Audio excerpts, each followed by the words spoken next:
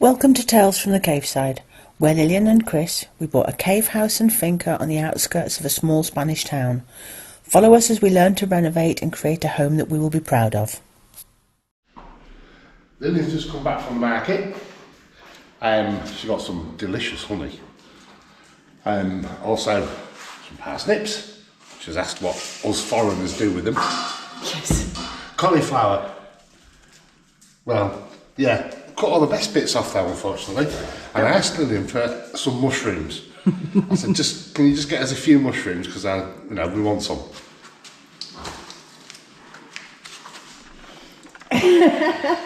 Is that enough mushrooms, dear? Yes. We're going to have to find some way of processing them before they go off. I mean, they're fresh and everything, but they can't go to waste. I know you like, when things are on offer and a bargain, but... Okay. You asked for mushrooms, you got mushrooms. I know. And the local as well. Even down to the farm name and everything. The grower, the lot. Yeah. Okay, so... I don't know what to do with all these mushrooms. We've cleaned these mushrooms, just given them a light wipe. Apparently you don't wash them, as in get them in water. You can do if you have to, if they're filthy, but instructions say try not to, so we've cleaned them. The stalks are a bit woody, so I'm going to remove those and then chop these. I think it'd be time for mushroom soup. Yes. Yeah, don't waste the stalks. About that thickness. Okay. So that's what I'm going to do. Oh yes, I have sharpened this. And then to put them in the dehydrator, but not crowd them. Don't have them piled up. Definitely to put space. Yes. All right. Just fill her up.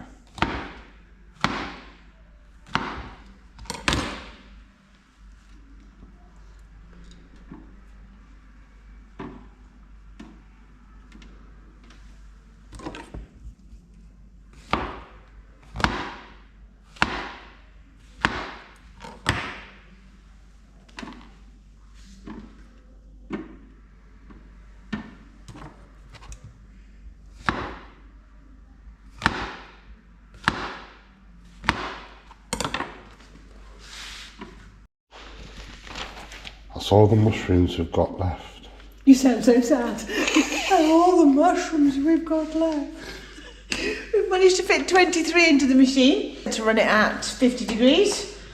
For some of them said 6 hours, some of them said 12. We're just going to keep an eye on it. It's here in the kitchen and we'll just see how it goes. 50 and go. This one doesn't have a timer? No. Okay. So it is now 1:30. Yes. Okie doke. And whilst I'm in here in the kitchen, I'm going to take the opportunity to process the not even possibly 2 kilos of olives that I got off that tree the other day. So what I'm just going to do with these, they've been washed. I'll get a sharp knife, slight slit in them, put them into a jar, add brined water, change that brined water every 2 days until such time as the water stops changing colour, and they are good to go. I've saved a container that I buy my vermouth in. It's very inexpensive from the local bodega, and I can buy it in 2 litres, 5 litres or even 10 litre containers. Yes, well we don't buy it in a 10 litre container anymore, do we? Because it only lasts you a couple of days. So these are my olives, sharp knife, just breaking the skin, and in they go. Won't take long. I have in past years had masses and masses to do. Unfortunately not this year, but they are a really nice size. That's it. It looks even more pathetic now than it did in the pan. That's our olive harvest for this year. High percentage of oil in them though. It was really oily on my hands. They're going to be delicious to eat. Right. For those that like them. For those that like them, which is me. Yes. That's fine. Make some brine, get that in there. I'm just going to make up a basic brine, fine salt, warm water to melt the salt with, and I'll add cold water. I don't want warm water on my olives. And as I said, fill that. I'm doing it by eye because I'm changing it every 2 days anyway. It's salty to remove the acidity out of the olives. It does a process to make them edible, otherwise you'd get bellyache apparently. And if you try an olive straight off a tree, they're disgusting. They're so bitter. I know somebody who did that. Before I knew better, I thought, oh, olives, look, we've got olive trees. First time I'd ever seen an olive tree in the wild. Excuse me, I'll try one. Oh my word. Won't do that again. They're worse than slow berries. Yes. And that's very, yeah. That's gum receding stuff. Yes, it was worse than slow berries. Awesome. And what did you do? You laughed. Yes, I did. Because I wasn't here at the time. I was still back in the UK. No. So Lillian had come to collect the keys and she was doing a quick video tour for me. It's like, look at all these things. Everything's still here. And, oh look, fresh olives. I wonder what they're like. It's a live video call when I was here with the keys to Chris back in the UK. Look, I'm walking around. Yes, just like we remembered it, and blah blah blah blah blah. Oh look, olives! Oh no! Oh, and you laughed like a loon. So I added my brine into here. You can see how clear it is. I've got to remember every time I come by, just to shake it. And when the water down here, well, you'll see it everywhere, is the same colour as the olives. 1-2 days.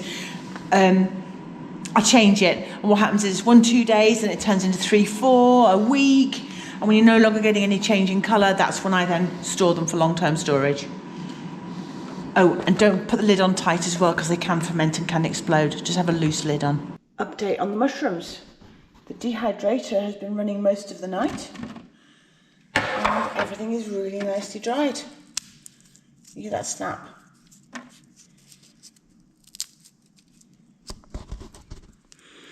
This smells so mushroomy, which just sounds a stupid thing to say, but there you go. So I will get those put in a hermetically sealed container, and we are good to go with dried mushrooms. Well impressed. About to start on that wall again. We've noticed for the past couple of mornings, however, this downpipe, even though we put some bricks there to stop it moving, every morning it's moved like that.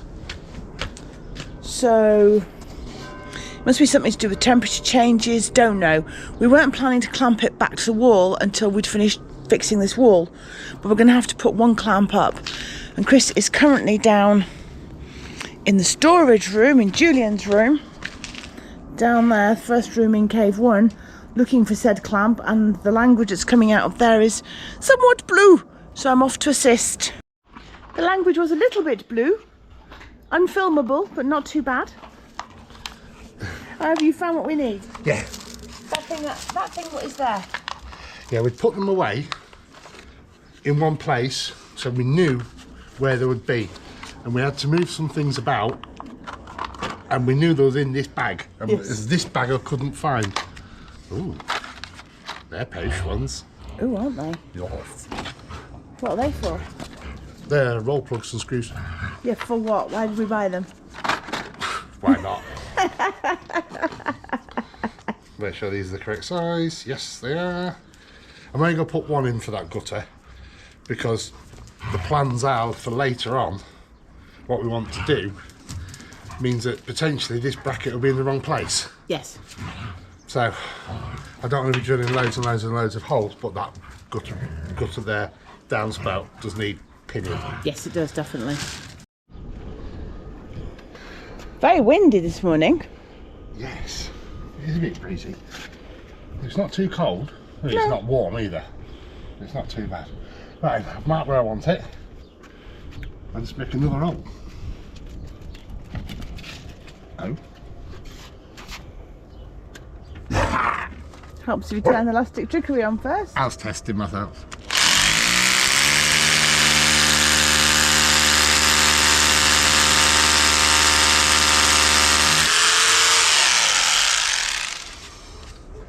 that should be that. These roll plugs say 8mm on the box. Got 8mm drill. Face full of dust. Yes. Nice. Goes in. Does what it's supposed to. Apart from not quite.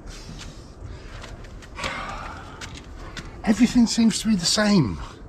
There's 8mm from one manufacturer measuring and 8mm from another manufacturer measuring, and they don't seem to tally. Because that on an 8mm. Yes. The box said 8mm and that drill bit set to 8mm. Yeah. At least it's going in, it has gripped. That's fine.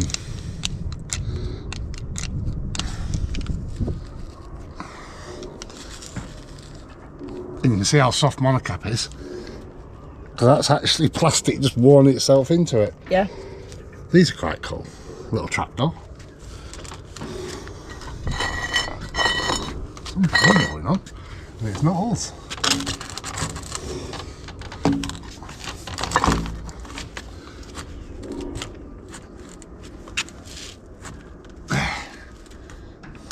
Oops. Close the little door. Oh, that is good. Well, that's not going to move, is it? No. Did you mention what we actually want to do? No, I said we've got work to do over here. So eventually what we really want to do is... Hold on, I'm coming backwards. So obviously this is a very big roof. And we've put guttering on the front of it. And this is its downspout. And the plan is for the downspout to then be piped to where we have a well. That's a well where you buy the water for it. You collect the water for it. And we also want to collect the water off these roofs. So we're going to have to create pipe work that goes under what will be eventual pathing and what have you here to then feed into that. There is actually... It's around here. It's either there or there. I can't remember. Yeah, there is a pipe going in, and then on this side, that one there that's been blocked up is actually the overflow. So obviously when the water got to a certain level, it overflowed that way. So we want to harvest the water. I'll go into the well here. You can see just... Oh, I need two hands. You can see just there. That's the inlet. And that's the overflow. And there's lots of water in there.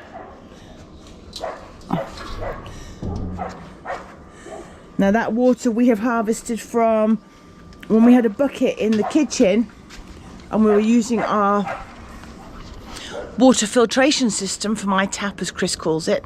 So filtered water comes out of that, and I prefer it to the standard tap water. Much as the standard tap water is perfectly drinkable, we collected it in a big black bucket, walked it out here, put it in there.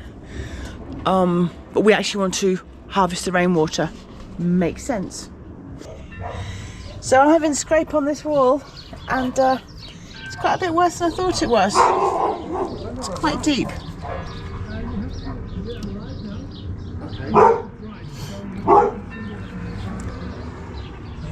Our neighbour has just very kindly brought us some dates. So he's cutting his tree over there and harvesting dates, and we've got a big bunch of them. We've got a wheelbarrow worth going down, and that's what the dogs are talking about. There's a stranger here. He's not a stranger, but he's still an excuse to make a noise. And I'll show you those dates in comparison to our dates that I was talking about the other day. So this one's a Canarian palm. Yeah, Canary Island palm they call it. I don't know if that's its proper name. So the fruit off that is not edible, but he's got a proper date tree up there. Yes. And we're very lucky. Anyone for a date? Those are dates, no longer in the wild. Yes. They're massive. They are. So apparently what you do is you leave them on the bunch, as it were. It does have a special name, I can't remember. And they will ripen. Like this one has started to. Yeah. And a bit like bananas, apparently you leave them on and they will then help the others ripen. Okay. Well, I remember back in the day when I was younger, I used to get dates in a pack. And it was on like a plastic thing. I now know why the plastic design is such a way, because it mimics. It mimics what they were like in real life. Yeah, I didn't like know that. Yeah, I didn't know that. Yes, you just get them in a plastic carton and there was a plastic stick in the middle. Yeah. With them attached like that. Yeah, this is quite heavy actually. Is it? Yeah. Yeah, how do you feel the weight of that? You ready? Oh my goodness. Yes, that is heavy. Yeah. Well, as is ever with our life and any job we tackle, what always happens? Grows. Gross. Grows. That's all right.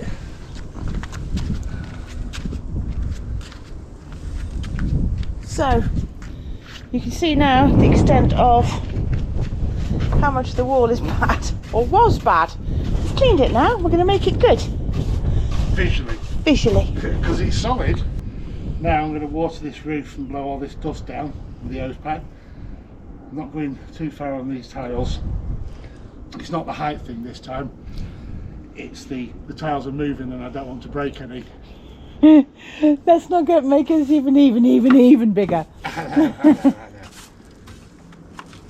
mean, they're pretty good in most places, but the couple places over there, and the sort of, when you can feel them crunch and move, so that was like, no, step away from the roof. Yes, just as easy to get a hose pipe up here. Yeah. And at the end of the day, we're going to have to get the hose pipe to clean this gutter anyway. Yes.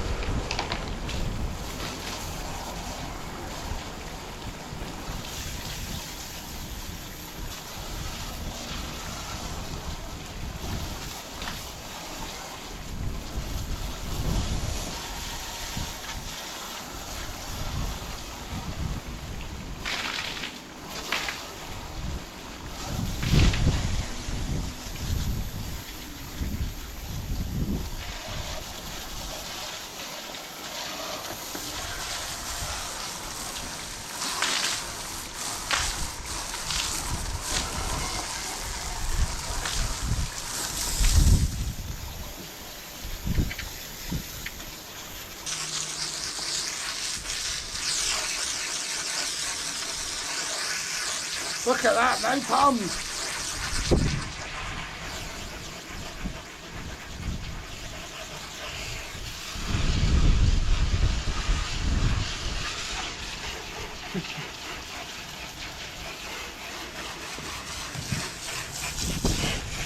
Woohoo!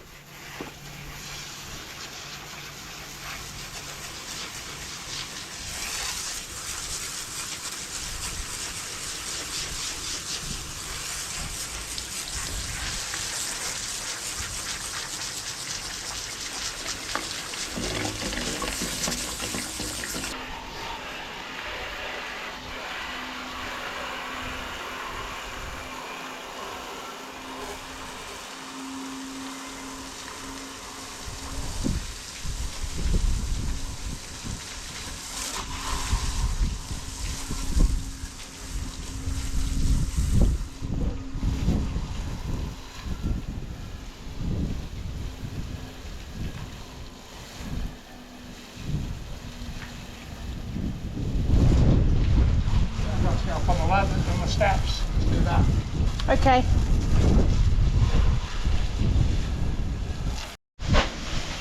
Me and my mate, he's happy now I'm down off the roof. We're just going to sit here and watch Chris clean the floor.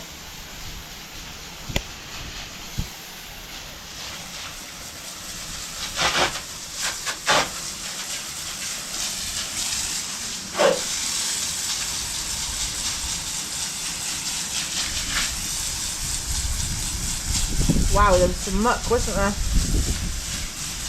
Yeah. A lot of sand.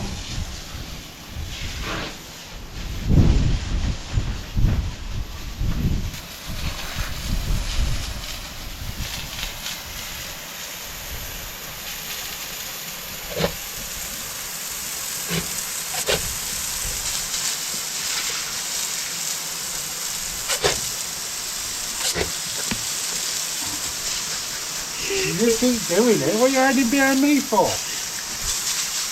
Because I do that, but never with a hose pipe that's on that hard before. I probably hurt his mouth.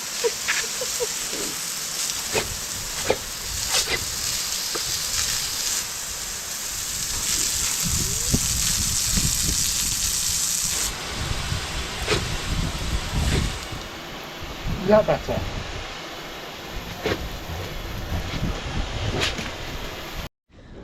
Look at that sunset. Beautiful. Again. I know. Oh, I know. I'm so bored with beautiful sunsets. I know. And look at the sun hitting the mountain over there. And look at how scabby that wall looks from a distance. And okay, yes, look at the scabby wall. No, don't look at the scabby wall. Okay. So we need to burn wood, obviously. And some of these bits are miles too big for our machine. But this is from last year. So this is 2 years plus seasoned. Yes. I'm going to try and split it. We could do with a proper log splitter, really. But how often, for the expense, how often would we use it? Exactly, blue moons, once a year. You'd get your delivery and you'd tackle 4 or 5 bits and that'd be it. Or whatever, yeah. But apparently, you can buy log splitters that are just a tapered chisel like this. So, hello again, Spiky. I'm going to see how it works.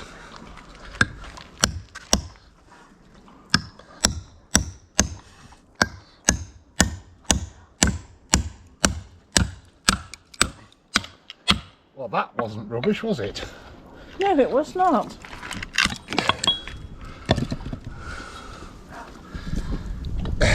That's awesome. I know. That's pretty good, isn't it?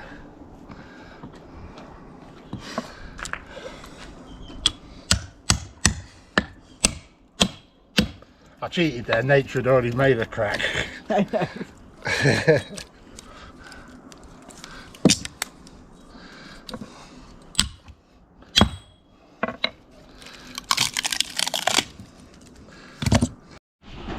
Chris has just finished cutting kindling and I'm just sitting here enjoying this.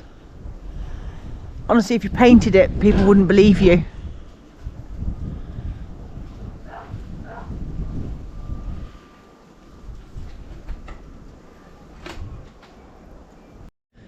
Oh boy, it looks worse than I remember. Never mind, nothing we can't fix. Don't we?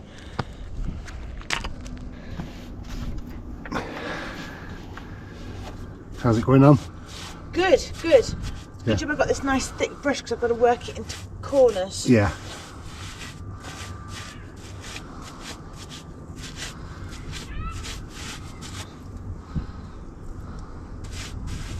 And it doesn't matter about the mess, which is also good.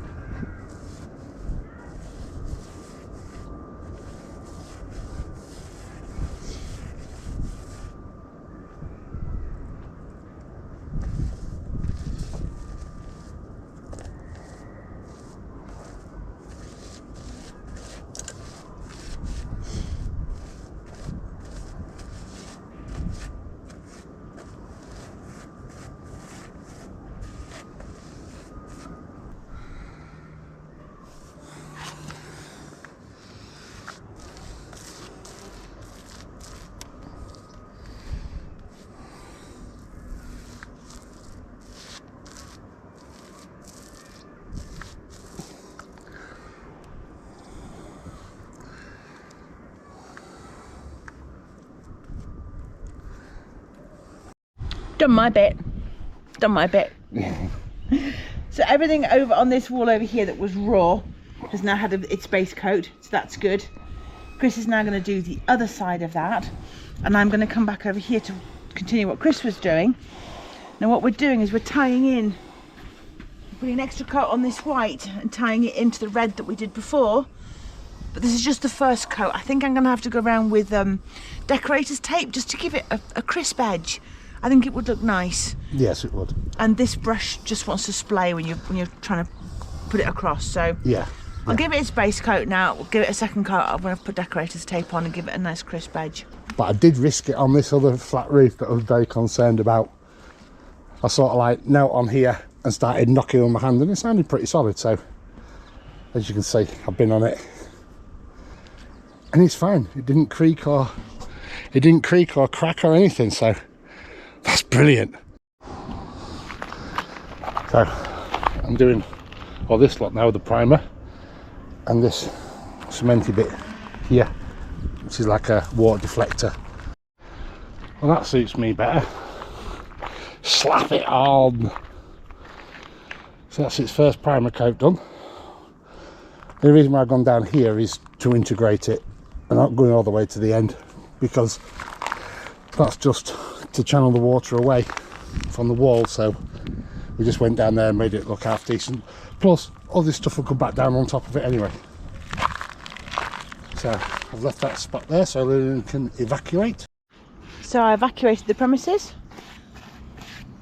And just this last little bit to do. Yeah, reminds me of an old 70s advert. Splash it all over. What was it? Brute, wasn't it? I don't know. I wasn't Brute in the UK in the men's 70s. aftershave with the boxer. I can't remember his name now. Harry, no. I can't remember. Henry Cooper. That's him. And it was an advert for... Men's aftershave. Okay. No. Brute. Before my time, I'm afraid. Yes. Yeah. That's when aftershave was used by boxers. Not just people who shave. No. Boxers. Yeah, boxers. And other aftershaves were used by people who wear denim, because that's what it was called. Oh, the innocence of 1970s. Yeah, and who didn't get some high karate after smelly or soap on a rope? Maybe people who are not from the UK, but we all got it. Thanks for watching Tales from the Cave Side. If you like what we do, please consider subscribing if you haven't already. Drop us a like and leave us a comment. See you on the next one.